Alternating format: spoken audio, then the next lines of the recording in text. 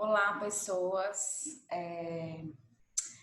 Eu estou usando o Zoom porque eu acho a melhor ferramenta para corrigir exercício. Às vezes aula é interessante também, mas assim, como eu quase não uso slide, né? Eu nem para o professor que se detém muito a slide, o Zoom é bacana. Mas como às vezes eu não me detenho muito a slide, eu prefiro fazer esquema no quadro, né? Quem é meu aluno sabe que eu gosto, adoro um quadro, é a coisa que eu mais estou sentindo falta nesse período de pandemia é o quadro. Mas às vezes eu preciso usar o Instagram para fazer aqueles esqueminhas que eu faço, né, no papel, né, que eu tenho feito nas últimas aulas desses inflamatórios intestinais. Foi uma aluna que deu uma dica, eu adorei a dica e quero levar para a vida, né, porque realmente me ajuda bastante na questão do quadro, que diminuiu um pouco a saudade do quadro, porque isso me ajuda. Mas para a resolução do exercício, eu acredito que esse seria a melhor ferramenta, tá? E aí ficou da gente resolver esse último exercício. Eu sei que tem gente que já, professora, eu já sei tudo das patologias da boca há anos, então não precisa assistir o vídeo, né? Já tá craque. Mas quem ainda tá com dúvida, né? Espero que com essa aula fique mais claro. Se mesmo assim tiver ainda dúvida, coloca lá no direct, né, do Instagram as dúvidas para a gente estar ajudando, tá? E a gente pode até, se quiserem, a gente pode até marcar uma live só para tirar dúvida também. Bacana também. Tô em casa, né, minha gente? Enfim, vamos embora. Vamos lá, né? Quais as principais orientações nutricionais para a litose? Tá? Então, quais são as principais orientações para a litose? Então, a litose é, de fato, né, o mau hálito. Então, quais são as principais orientações que a gente vai dar para esse paciente? Né? Primeiro é tirar alimentos de odores fortes, como pimenta, cebola, alho, né? Aumentar a ingestão de água e também o uso de anticariogênico, como a goma de mascar, sem açúcar, à base de xilitol. Então, essa é a principal conduta, né, da halitose, certo? Drinks. Bom, essas são as orientações, né? Como ocorre o surgimento da cárie e qual a principal conduta dietoterápica? Então, o surgimento da cárie, como é que ocorre? Então, eu tenho que ter monossacarídeo, ou seja, eu preciso ter um carboidrato simples, a bactéria, né, que aí pode ser Streptococcus, e aí essa bactéria fermenta esse alimento, né, e aí, pelo fato dele fermentar esse alimento, vai produzir o gás, que é o sulfeto de hidrogênio, que vai corroer aí a dentina, tá? Então, é assim que ocorre o surgimento. Minha gente, desculpa a minha alergia. Meu Deus, parece que quando eu tô dando aula aqui, que vem. Meu Deus do céu. Desculpa. Ai. Citando exemplos de alimentos permitidos e não permitidos. Os permitidos, né, são os alimentos anticariogênicos, né, que aí seriam os anticariogênicos seria basicamente o quê? Desculpa, minha gente, peraí. Vontade de arrancar esse nariz. Misericórdia. E haja cortisol, viu? Ai, Jesus. Glicocorticoide.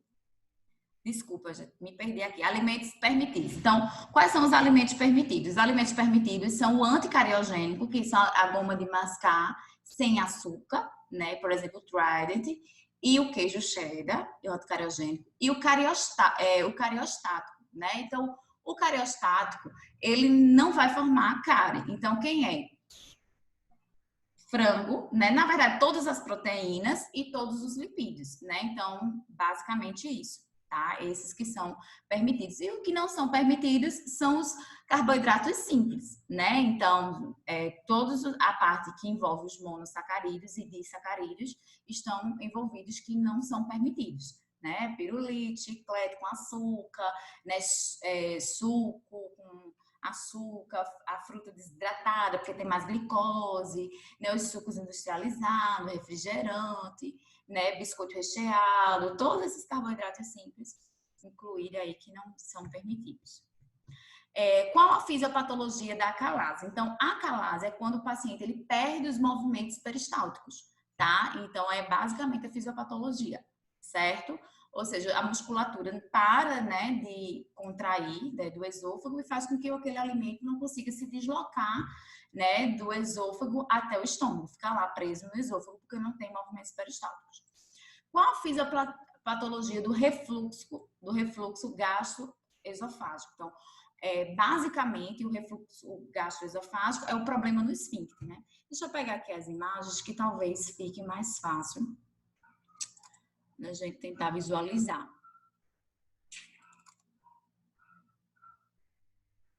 Vou deixar aqui aberto isso aqui.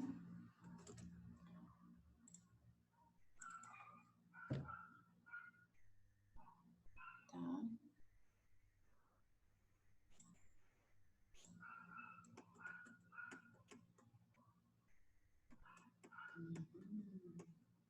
Olha a formação da cárie aqui, ó. Né? O micro-organismo, Streptococcus lactobacillus, né? Fermenta aqui os carboidratos simples, né? E gera esse gás, tá vendo?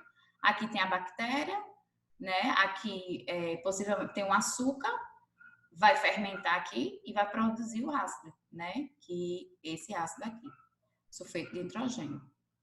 Aqui tá os alimentos. Pronto, deixa eu passar aqui para ir para a questão que a gente tá. Acalásia, né? Então, ocorre, né, quando ocorre a ausência dos movimentos peristálticos, né? Então, o alimento ele começa a se concentrar aqui, o que pode levar ao que a gente viu de mega esôfago, quando o alimento ele se acumula aqui no esôfago, tá? Então, é a fisiopatologia. E a fisiopatologia do refluxo gastroesofágico é em relação a alterações que ocorrem no esfíncter esofagiano inferior, tá? Porque existe o esôfago tem dois esfíncteres. Tem o esfíncter esofagiano inferior e tem o superior, né? Então, o problema é exatamente aqui, no esfíncter esofagiano inferior. Então, o que acontece com ele? A pressão dele diminui. E aí, o alimento que está aqui no esôfago volta, aliás, no estômago, o alimento que está aqui no estômago volta para o esôfago. Né, o que pode levar a um quadro de refluxo gastroesofágico. Então, a fisiopatologia é distúrbio, né, diminuição na pressão do esfíncter esofagiano inferior. Essa é a resposta. E quais as suas principais condutas dietoterápicas? Lembrando, gente, que esofagite, refluxo gastroesofágico e acalásia, a dieta é basicamente a mesma. Então, a conduta nutricional é o que em relação à proteína? Como é uma inflamação, né? Sempre. Ah, Paula, por que uma inflamação? Porque é óbvio que se o refluxo, né, aqui, o alimento do conteúdo gástrico, ele volta para aqui para o esôfago, vai gerar uma inflamação esofagite. Por isso que a gente já estuda junto, ele vem sempre com esofagite, né, por conta dessa acidez. Então, a dieta basicamente vai ser hiperproteica, né, a conduta vai ser hiperproteica. Por quê? Porque trata-se de uma inflamação. Qual o outro? Em relação ao lipídio, né, que é a principal conduta nutricional, é uma dieta hipolipídica, né, que esse paciente vai fazer. E em relação a SIG, sem irritante gástrico, né? Então, vai ser uma dieta muito fracionada também, né? E com pequeno volume, tá? Então, acho que isso aqui tem um resuminho da dieta aqui nesse slide, tá? Então, o VET vai ser conforme o peso, e aí entra aquela aula, primeiro dia de aula, e também no exercício 1, né? Então, por exemplo, se ele for eutrófico, então a gente vai usar de 25 a 30. Se ele for desnutrido, a gente vai usar a recomendação acima de 30. E se ele for obeso, vai usar abaixo de 25, tá? Então, vamos dizer que seja um paciente que está eutrófico. Então, eu uso de 25 a 30, né? Eu pego 25 ou 30 e multiplico pelo peso do paciente, tá? Lipídio. Gente, essa é a principal conduta, né? A principal conduta. Se você não coloca hipolipídica, pelo amor de Deus, não merece um 10. Por quê? Porque hipolipídica é a principal conduta. Não adianta você fazer todos os cuidados que eu já citei aqui e não colocar dieta hipolipídica. Então, dieta hipolipídica. Em relação à consistência, gente, desde numa fase aguda, né, da doença, que o paciente está sentindo muita dor, você começa pela dieta líquida de prova e vai evoluindo até chegar na livre. Como assim? Aí volta para o vídeo 1 de correção do exercício, que eu expliquei lá como é que é a evolução da dieta. beleza? Como eu falei, fracionamento de 6 a 8 refeições, líquidos entre as refeições, jamais durante as refeições, né? E aí uma coisa, gente, que é importante também é uma dieta SIG, sem irritante gástrico. Então, chocolate, chá, café, hortelã, menta, que esses alimentos carminativos, né? O que são alimentos carminativos? Né, são principalmente os chás, né, de hortelã, menta, então são as ervas, chás, condimentos, né, tudo isso são alimentos carminativos, essas ervas, né, vou fazer um chazinho de hortelã para você, pronto, o término quer que esse paciente piore, né, porque vai diminuir mais ainda. O que é que acontece quando eu coloco um irritante gástrico? A pressão desse esfíncter esofagéano inferior diminui, né, então chá, café, chá mate, né, chá preto, álcool, né, frutas cítricas, café, bebidas alcoólicas, tudo isso vai aumentar a inflamação, tá? Então, vai aumentar a acidez, que obviamente aumenta a inflamação. Ai, minha gente, desculpa, tem um desconto, meu Deus do céu, meu nariz. Não, sim, aí que são algumas orientações, mas não é em relação à dieta, mas comer em posição ereta, né? Comer, não deitar após ingerir os alimentos, manter os horários regulares, não usar roupas e acessórios apertados, evitar o cigarro e manter a cabeceira da cama elevada, né? Então é mais em relação à postura, né, que ele deve ter, né, em relação após a refeição, tá? Mas a principal de todas é uma dieta polipídica, que a gente já discutiu isso em sala, tá? Bom, vamos passar. A obstipação intestinal é uma alteração no trânsito intestinal caracterizada por diminuição do número de evacuações com fezes endurecidas e esforço à defecação. A motilidade, aliás, a terapia nutricional inclui o uso de fibras alimentares, o uso de fibras alimentares e alimentos estimuladores da modalidade intestinal. Sobre isso, analise os itens abaixo. Resumindo, está perguntando sobre a constipação intestinal, né? Como é que a gente deve avaliar essa situação. A ameixa preta contém um ácido de hidroxipinil-isotina que estimula a motilidade intestinal. Verdadeiro, por isso que é o alimento mais laxativo, né, que a gente viu na aula, né, a ameixa preta, né, é o alimento mais laxativo, por isso que a gente bota dieta laxante para o paciente, ele tem que evacuar todos os dias, se ele não evacua todos os dias, a gente coloca dieta laxante. Se não resolver, a gente bota o suco laxante, que é basicamente ameixa, né, mamão, né, e laranja, né? Então, se esse suco não resolver, né, até como eu falei na aula, a gente coloca esse suco para o paciente, no outro dia ele já tá lá. Pelo amor de Deus, tira esse suco, porque liberou tudo. Por conta, principalmente, desse ácido de hidroxipinil-isotina, que é tiriquete, tá? Aí aqui, em relação à oferta de água deve priorizar a ingestão, né, de 8 copos dias de água exclusivamente. Gente, exclusivamente está dizendo assim, apenas 8 copos de água. Não, né? Então não existe isso, né? Então até porque a ingestão de água varia pelo quilo do paciente. Então se o quilo do paciente exigir mais de 8 copos d'água, né? Então, 8 copos de água. A última aula de ontem que eu lancei para vocês, justamente no cálculo de parenteral, a gente calcula o quanto de líquido o paciente precisa. Então, você pega, a recomendação é de 30 a 35. Você pega 30 e multiplica pelo peso. Se a pessoa tiver 100 quilos, hein? Será que 8 copos de água vai dar isso? Com certeza não. O FOS, né, que é fruto oligosacarídeo, que lembre, gente, que é um pré-biótico, né? Numa linguagem popular, né, para você entender, pré-biótico é a comida do bicho. E o probiótico é o próprio bicho.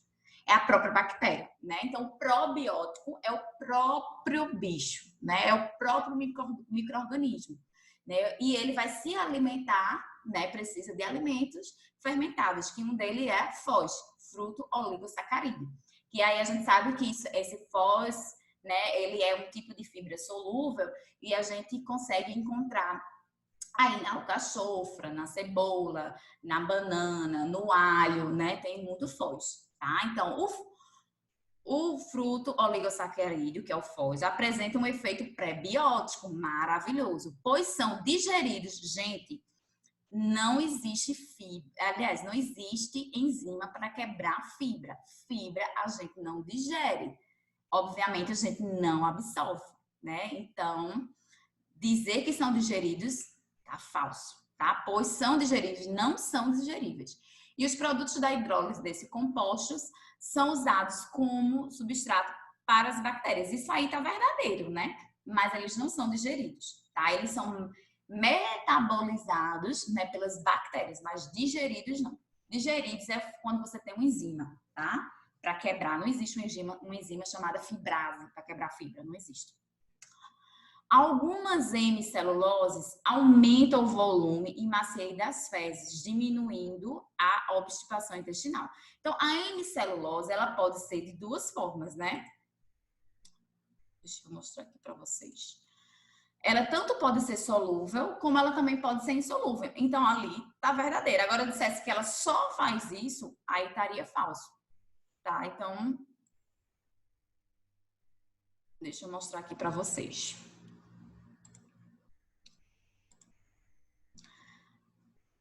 Ó, a hemicelulose, por exemplo, o psyllio, que é uma planta, né? Você só consegue conseguir, mesmo você não consegue plantar isso em casa, porque você teria que isolar esse psyllio. Você consegue comprar, né, no comércio, Mercado São José, nas lojas de suplementos, enfim. É um tipo de hemicelulose, né? Que aqui ele aumenta o volume e a maciez das fezes, né? Que também aqui nós temos a hemicelulose tipo B, né? Que também aumenta o volume e a maciez das fezes, tá? Então, é como eu até falei, esse termo até de fibra solúvel e insolúvel é um termo muito difícil, que a gente não pode levar à risca, porque no final das contas tudo é solúvel, só que uma é mais solúvel e a outra é menos solúvel. Tá? Então, ela tem essa ação, a hemicelulose, lembrando que a hemicelulose aqui não é o psyllio, né? São os alimentos, os grãos integrais. Os grãos, na verdade, o grão integral, tá? Tem um bocado de nomezinho na frente. Né? Então, ali tem o farelos, cereais, soja e grãos integrais.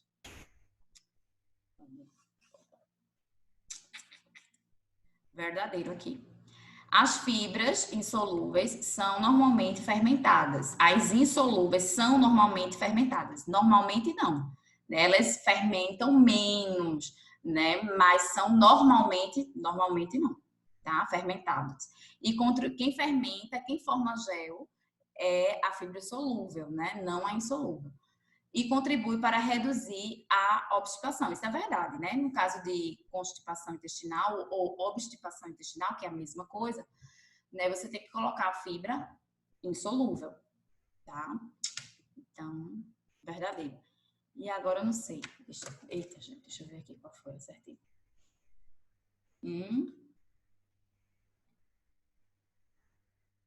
4 e 5, né?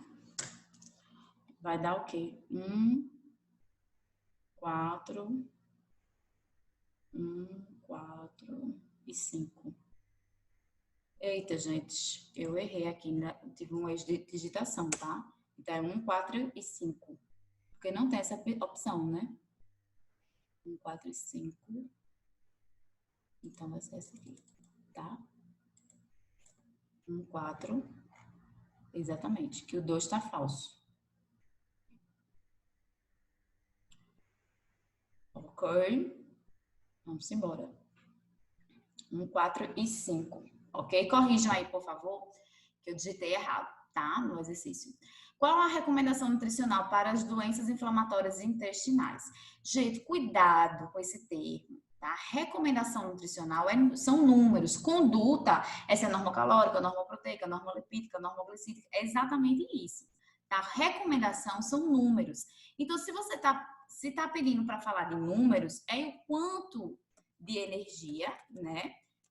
Que eu tenho que colocar numericamente falando, não é o VET, seria a quantidade de carboidrato, né? quanto de carboidrato, né, lipídio e também proteína. Então, o quanto que eu tenho que dar para esse paciente, tá? Então, tenha cuidado, porque tem gente que bota às vezes, qual a energia do paciente com doenças inflamatórias intestinais? Hipercalórica, mas isso é a conduta. Energia tem que ser hipercalórica. Qual é a energia de uma dieta? Qual a energia qual a recomendação para o paciente com doenças inflamatórias? Qual a recomendação nutricional da energia? É acima de 30 quilocalorias por quilo, né? Carboidrato. Quanto que de carboidrato eu posso dar para esse paciente? É uma dieta normoglicídica, né? De 50% a 60%, né? Então, varia muito de referência para referência. O ideal é que você coloque metade do cardápio, né, de carboidrato, 50%, tá? Porque já viram que valores de glicemias, né, melhores, inclusive para paciente diabético, quando você usa 50% de carboidrato, tá? Lipídio. Esse paciente tem diarreia, a gente viu na aula. Se não lembra, volta lá para a aula de doenças inflamatórias intestinais. Que tanto na doença de Crohn como na rectocolite ulcerativa tem muita diarreia. Então, ele perde muito lipídio ali. Então, a dieta, né? Ou seja, eles têm esteatorreia. Então, a dieta aqui vai ser hipolipídica. Abaixo, menor, né? Abaixo de 20%. Tá? Opa! Porque se eu colocar 20%, é normolipídica. Eu tenho que botar abaixo de 20%. Então, 19, 18, 17, tá? Que é uma dieta hipolipídica. Em relação à proteína, gente, é uma inflamação. Então, é uma dieta hiperproteica. 1,5 gramas por quilo. Cuidado que vocês erram muito as unidades, né? Aí bota por cento, 1%, 1,5%. Tá errado. Tá? Então, se acostume a aprender as unidades, certo? Acima de 30 calorias, falando, pegando o pé de vocês e esquecendo de botar aqui.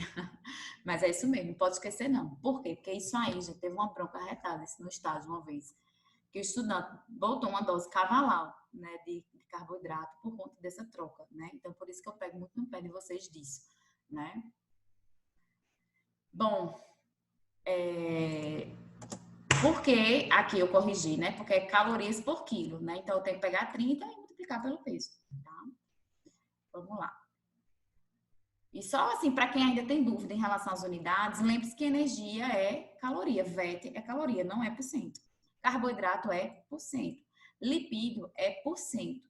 Agora, proteína, em todas as situações, né, de nutrição clínica, vai ser em grama por quilo de peso, tá? Se usa mais em grama por quilo de peso. Na terapia nutricional da pancreatite aguda, tem como indicação a suplementação, né? E aí, o que é que a gente indicaria? Pancreatite aguda é aquela doença que como eu posso dizer, o indivíduo, ele digere o próprio, na verdade não o indivíduo, as enzimas que ele produz, digere o próprio pâncreas, né? Como assim? O pâncreas, ele produz enzimas para quebrar o alimento. Só que ao invés de quebrar o alimento, vai quebrar ele mesmo, né? Que aí, eu acho que vocês aprenderam isso na fisiologia, né? Que, por exemplo, as enzimas, elas ficam inativas no pâncreas, né? Por exemplo, a tripsina, antes dela se formar tripsina, ela fica tripsinogênio, ou seja, a forma inativa. Aí vai lá, quando ela entra em contato com o alimento, ela vai lá, vira tripsina. Só que o que acontece na pancreatite aguda? A enzima produzida pelo pâncreas é ativada ainda no pâncreas e acaba degradando esse pâncreas e aí ele pode virar um diabético quando ele perde esse pâncreas, tá? E aí, com a suplementação, gente, é indicado. Certeza aqui. Paula, ômega 3 tá certo? Tá, a gente suplementa também ômega 3. Mas como isso aqui é uma questão de residência, você se acostume, que ela sempre vai querer que você foque na mais correta. E a mais correta é a glutamina. Por quê? Porque a glutamina é a que mais ajuda no processo inflamatório, né? E também restauração, como a gente viu, ela tem duas funções principais, né? De restaurar, né, o tecido. Lembra de um paciente com diarreia, então Até dei um exemplo do atleta que faz uso de glutamina, estanca a diarreia, porque ele restaura a microbiota, né?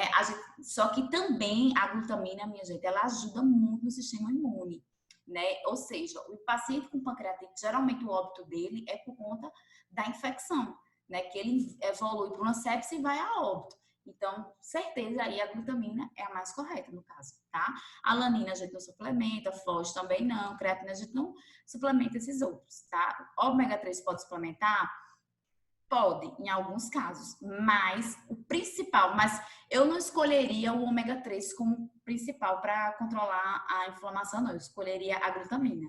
E se eu fosse para escolher algum lipídio, eu não escolheria o ômega 3, eu escolheria o TCM, triglicerídeo de cadeia o triglicerídeo de cadeia média, porque a absorção é mais rápida, né? E não dá diarreia como nos outros lipídios, tá? E aí continua. Minha gente do céu, desculpa. O Léo deve estar arretado comigo. Mas enfim, gente. Me perdoe. Associe os diferentes tipos de fibras aos seus efeitos fisiológicos, tá? Então é pra gente fazer uma associação. Já vou colocando aqui para não ter que voltar. Indicado na constipação intestinal, gente. Constipação intestinal, você vai dar fibra o quê? Insolúvel. Então, você vai dar o quê? Celulose e lignina. Então, aqui é 3. Tá? Vou botar aqui. 3. Não são normalmente fermentadas. Quem é que não é normalmente fermentada? É a fibra insolúvel, que é celulose e lignina. Então, aqui também 3. Tá? Aqui 3. Reduzem a obstipação intestinal. Gente, praticamente ele está repetindo, né? 3. Fibra insolúvel, reduz a obstipação intestinal. Opa. 3. Diminui a taxa de colesterol sanguíneo. Então, a pectina, né, e goma, que são as fibras solúveis, certo? São chamados de prebiótico. Quem é prebiótico? Foz, né, doce. Formam soluções, já dá para matar a charada aí? Ficou 3, 3. 3, 3, 1. Ó, deu essa. 3, 3, 1. Essa. Já tá na cara que ele já entregou logo, né? Foi fácil essa questão. Já entregou logo que é a letra C, né? Formam soluções viscosas. E aí, quem é que forma soluções viscosas? Na minha opinião, as duas formas, tanto a pectina, como também essa daqui também forma, como essa, na verdade, as 3 formas, mas como eu disse para vocês, na residência, ele pega, aqui é mais, né? Então, aqui mais forma gel, de fato, é a 1, tá? Então, se você pegar livros mais recentes, né? Na verdade, o único livro que traz essa forma mais atualizada traz todo mundo como solúvel, só que uma mais solúvel e a outra menos solúvel. A menos solúvel é a nossa insolúvel, né? Mas ainda na prova de residência, ainda livros, né, publicados atualmente ainda traz essa fibra solúvel e insolúvel, tá? Mas no final todo mundo fala na gel, só que uma mais, outra menos, certo? Paciente com diarreia deve ser indicado o consumo de qual tipo de fibra? Gente, paciente com diarreia, a resposta é fibra o quê? Solúvel. Como vocês trocam isso na prova? Pelo amor de Deus, aprenda. Pega aquele slide, esse slide aqui, ó. Cadê? Os slides de diarreia, não tá mais nem, não sei onde tá, mas tá lá. Né? Foca nesse tipo de o que para diferenciar uma fibra solúvel da insolúvel, tá? Para não misturar. E aí, então, ou seja, no paciente com diarreia, você vai usar que tipo de fibra? A fibra, o quê? Solúvel. Paciente com constipação, você deve usar que tipo de fibra? Fibra insolúvel, tá? Aprenda isso.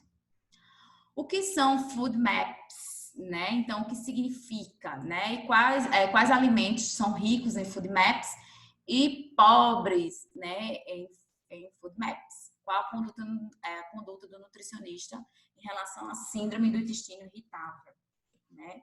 E aí, pessoas, vejam, a dieta FoodMaps, a gente já viu, né? O que significa isso, que é uma sigla em inglês, que é polióis e monossacarídeo, disacarídeo e oligosacarídeo fermentáveis. Isso é o significado da sigla, tá?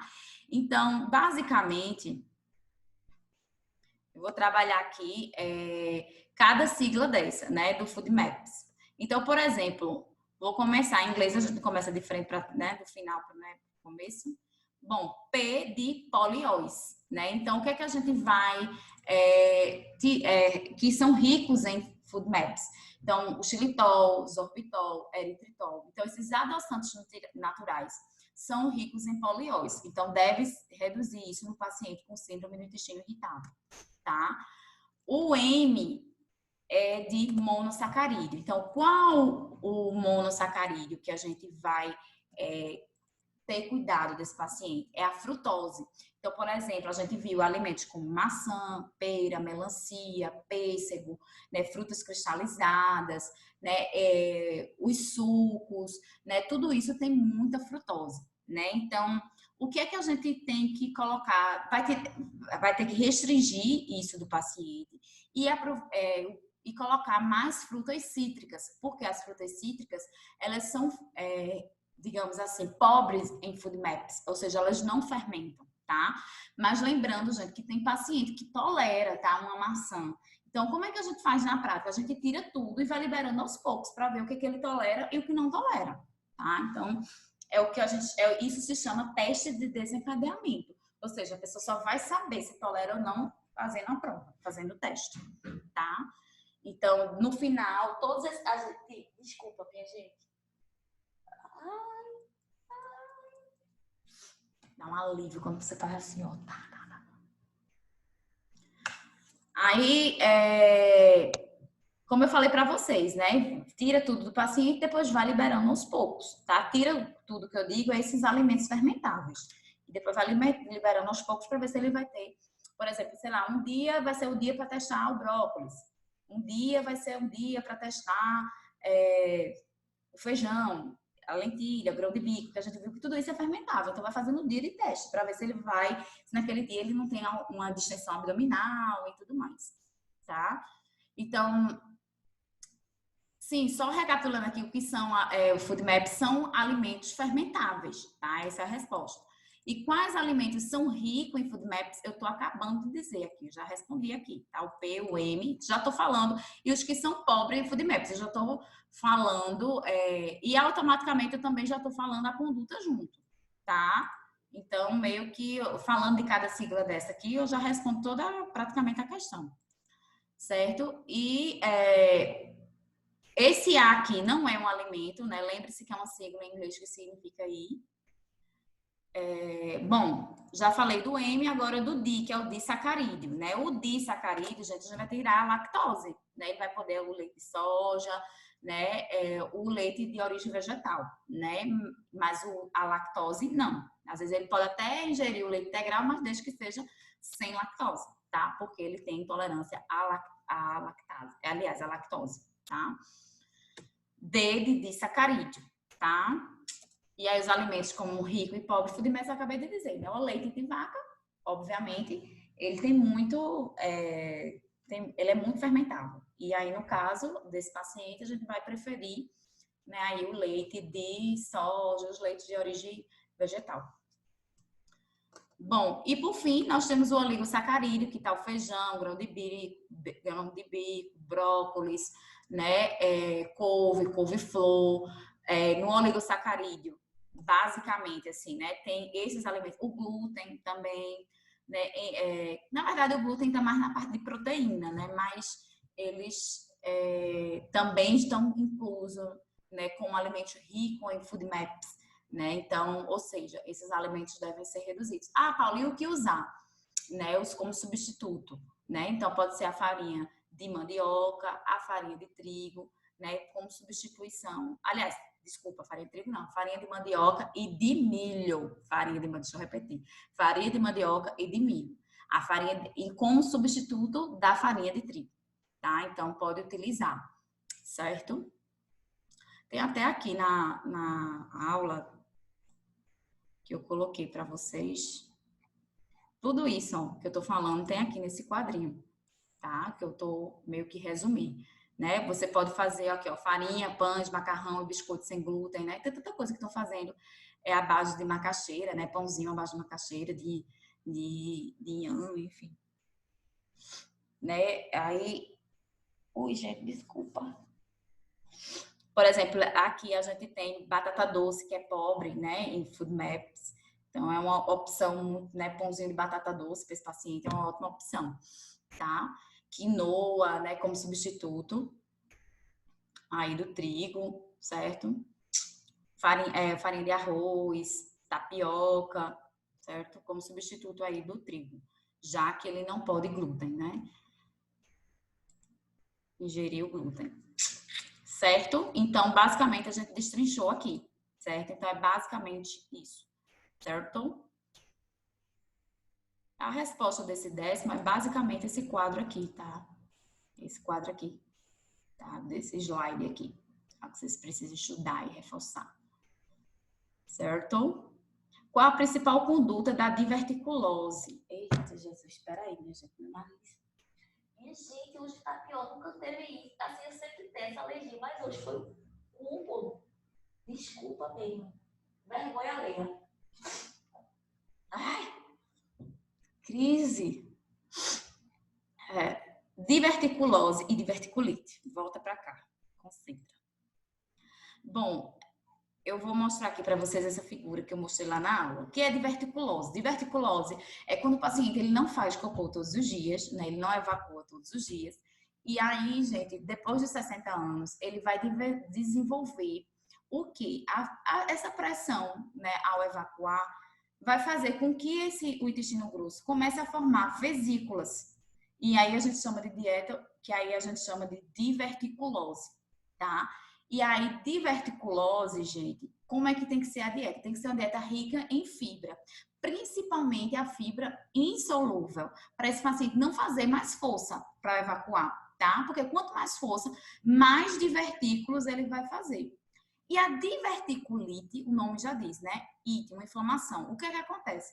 É quando essas fezes ficam, gente, as fezes ficam presas aqui no divertículo, né? Então, quando as fezes ficam presas aqui, né, no divertículo, o que é que acontece? As fezes têm muitas bactérias. E aí essas bactérias começam a infeccionar e aí levam um quadro de diverticulite, que é muito grave. No caso de diverticulite, não é uma dieta rica em fibra. Você fizer isso com o paciente, ele pode evoluir para uma sepse, né, que é uma infecção generalizada, que é a doença que mais, assim, mais perigosa, né, que mais mata no hospital. Até mesmo, né, por exemplo, você tem uma ideia, o paciente que está com diverticulite, se ele tiver câncer, tem que parar na hora a quimioterapia, senão ele morre. Então, porque essa infecção é muito grave. Então, na diverticulite, é uma dieta de baixo resíduo. Então, o que é uma dieta de baixo resíduo? A gente viu isso no primeiro dia de aula, né, que eu falei sobre os tipos de dieta. Quem perdeu, dá uma lidinha lá naquela parte de tipos de dieta, da característica da dieta, o que é dieta de baixo resíduo. Então, o que é uma dieta de baixo resíduo? Resumindo, é aquela dieta que eu digo que é sem graças, né, e sem alegria. Por quê? Porque ela é toda branca. Então, é rica em carboidratos simples, né? Então, ou seja, que não forme fezes. Uma dieta de baixo resíduo é uma dieta para não formar fezes. Porque se formar fezes, vai ficar aqui, ó, né? Vai aumentar a diverticulite, vai ficar mais fezes presas no organismo.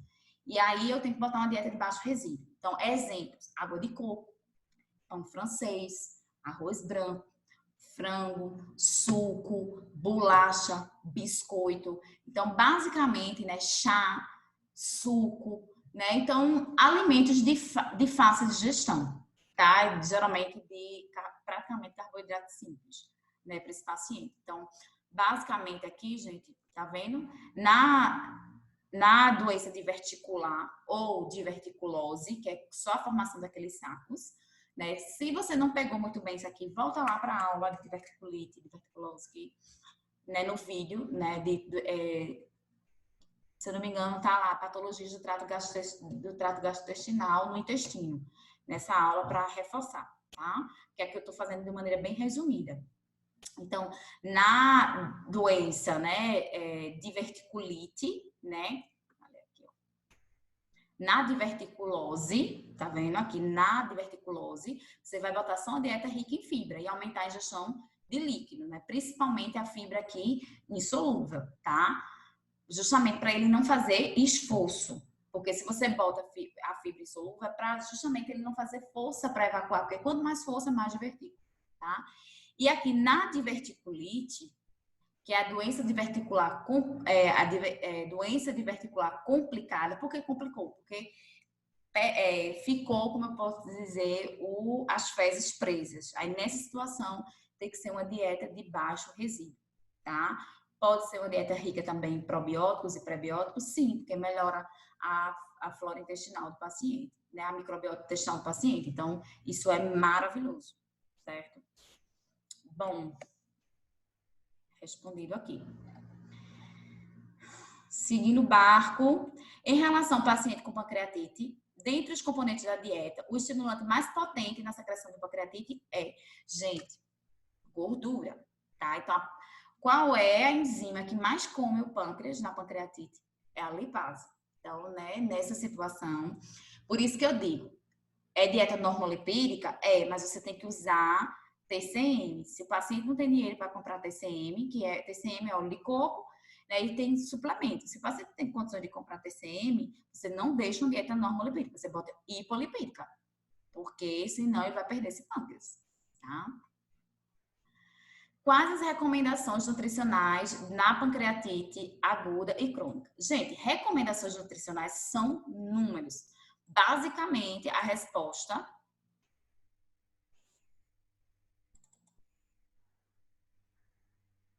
vou mostrar aqui para vocês.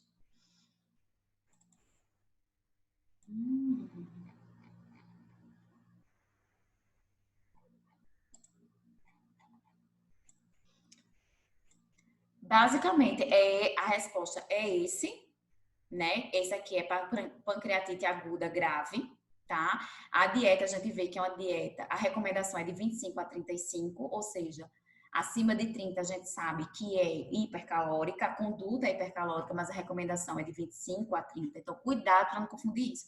Recomendações, tá vendo aqui, ó, são esses números aqui, de 25 a 35 quilocalorias por quilo. Então, para calcular o VET, você pega 35 e multiplica pelo peso, né? Carboidrato, né? O ideal é deixar 50%, mas é uma normoglicídica, né? Até 65%. Proteína, pancreatite é uma inflamação, então a dieta é hiperproteica, tá? Lipídio é normolipídica, né? Mais de 1 a 1,5 gramas, mas usar TCM. Se não tem dinheiro para TCM, vai ser hipolipídica, tá? Abaixo de 20%. E micronutrientes a gente bate conforme a DRI, as recomendações da DRI, que vocês já estudaram DRI, né, as recomendações da DRI e NND, certo? A crônica, é essa tabelinha aqui, para mim são os dois slides mais importantes. Então, a recomendação é de 30 a 35, ou seja, também é uma dieta hipercalórica, né? Carboidrato também, né, normoglicídica, né? E geralmente é 50%, certo? De carboidrato. Proteína de 1 a 1,5, uma dieta hiperproteica. E lipídio, né? Normolipídica, né? 30%. Paula, pode usar, deixar uma dieta normolipídica? Pode, mas se ele tiver esteatorreia, que é o quê? Gordura, né, nas fezes, aí a dieta é hipolipídica, abaixo de 20%. E exclusão total, né, do álcool, certo? Porque, gente, a gente viu na aula que uma das maiores causas de pancreatite é o uso do álcool ou o consumo de gordura excessivo, né? Então, tem paciente que era virada na feijoada, era só comida gordurosa, gordurosa, gordurosa. E aí desenvolveu essa pancreatite. Motivo. Olha lá na aula de pancreatite, que eu expliquei bem direitinho o motivo, né? Que é a maior causa em mulheres é o consumo excessivo de gorduras e no homem, né, é o consumo de álcool, né? E aí dá essa doença drástica que a gente viu aí que aconteceu com Glória Maria, né, repórter, que ela praticamente quase perdeu o pâncreas porque as enzimas, né, do pâncreas começou, né, a corroer o próprio pâncreas, né? Ou seja, você está produzindo um próprio veneno, você está produzindo uma enzima e vai te destruir, te autodestruir, né? Então, enfim. Tem mais aqui? Vixe, que exercício grande da molesta. Eita, pior que foi o que eu fiz. Mas é bom, porque aí revisa tudo, né? Eu botei uma questão de cada assunto para a gente revisar tudo. No caso de intolerância à lactose, para maiores de 1 ano, o leite de vaca pode ser substituído pelo leite de soja, né? Então, aqui é a opção que a gente tem, leite de soja para ele, tá? Ah, Paula, pode ser os outros leites vegetais? Pode, mas o de soja tem um maior valor biológico do que os outros, né? Então, por isso que a gente indica aqui, acima de 1 ano, o de soja, certo? Menor de 1 ano e tiver intolerância à lactose, não sem lactose, milupa sem lactose, qualquer fórmula sem lactose, tá? Agora, a alergia, a gente vai ver as latas. Não adianta tirar lactose, não, né? Alergia à proteína no leite de vaca já é outra situação, mas a gente vai ter uma aula só sobre isso, sobre a PLV, que é a alergia à proteína do leite de vaca. Inclusive, vai ser assunto agora da nossa segunda VA. Menina, que mamata essa prova, né? Uma semana. Eita, e ainda vem aluno pedindo ponto extra. Eu digo, menino, tu vai ficar com uma semana com a prova, com consulta, tirar dúvida com os outros colegas. E aí, né? A professora não tem mais 0,5. Oxe, ué, minha gente, uma semana com a prova, uma semana com a prova. Mas eu não acredito. Tem gente ainda reclamando. Vamos embora. Bom, gente, tá aqui essa figura para a gente saber, né? Que essa figura aí, né, representa uma doença inflamatória intestinal. Qual é essa doença, né? A lesão contínua. Podemos concluir que se trata de que doença? Gente, aqui é uma inflamação no cólon descendente. Então, basicamente, e a gente vê que é uma lesão, é uma inflamação o quê? Contínua, não é? Se fosse descontínua, era doença de Crohn. Mas como aqui é contínua, é colite ulcerativa, tá? Colite ulcerativa ou retocolite ulcerativa é a mesma coisa, tá? Então, é essa a resposta. Professora, o que é essa inflamação contínua e descontínua? Volta lá para a aula de doenças inflamatórias intestinais que eu explico bem direitinho essa diferença de doença de Crohn e colite ulcerativa. Então, quando a inflamação fica bem juntinha, que uma da outra, a gente diz que é colite ulcerativa. Agora, se essa inflamação está aqui, depois vem para cá, aí é a doença de Crohn. Certo? Bom, vamos embora. Qual a principal conduta nutricional da gastrite? Gente, essa principal conduta é o uso de fibra solúvel, né? Aliás, perdão, insolúvel, né? Por quê? A fibra insolúvel, né, ela tem um poder, né, de alcalinizar, né? Então, deixa eu escrever aqui. Fibra solúvel, ela prejudica.